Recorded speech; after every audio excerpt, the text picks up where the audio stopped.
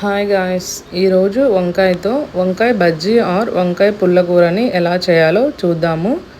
First దీనికోసము వంకాయల్ని శుభ్రంగా wash చేసుకున్న తర్వాత వీడియోలో చూపిస్తున్న విధంగా సన్న ముక్కల్లాగా కట్ చేసుకోవాలి. ఇలా అన్ని ముక్కల్ని కట్ చేసుకున్న తర్వాత ఒక బౌల్లో వాటర్ తీసుకొని అందులో కాస్త సాల్ట్ వేసేసి ఈ ముక్కల్ని వేసి పక్కన పెట్టేసి నెక్స్ట్ టొమాటోస్ని తీసుకొని వాటిని కూడా వంకాయల్లాగే సేమ్ చిన్న ముక్కల్లాగా కట్ చేసుకొని వీటిని వేరే బౌల్లో వేసుకుందాము.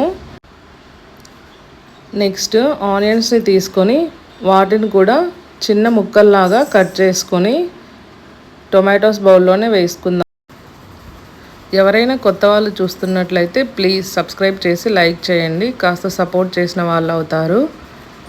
ఇలా అన్ని బౌల్లో వేసుకున్న తర్వాత వంకాయల్ని కూడా వేసేసి తగినంత కారం, పసుపు, లైట్గా ఆయిల్ వేసేసి వాటర్ వేసి వీటిని బాగా ఉడికించాలి.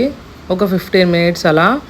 ఇలా మెత్తగా అయినాయి అన్న తర్వాత దించేసి కల్లుప్పు వేసేసి బాగా ఇలా పప్పు గుత్తితో మెదుపుకోవాలి.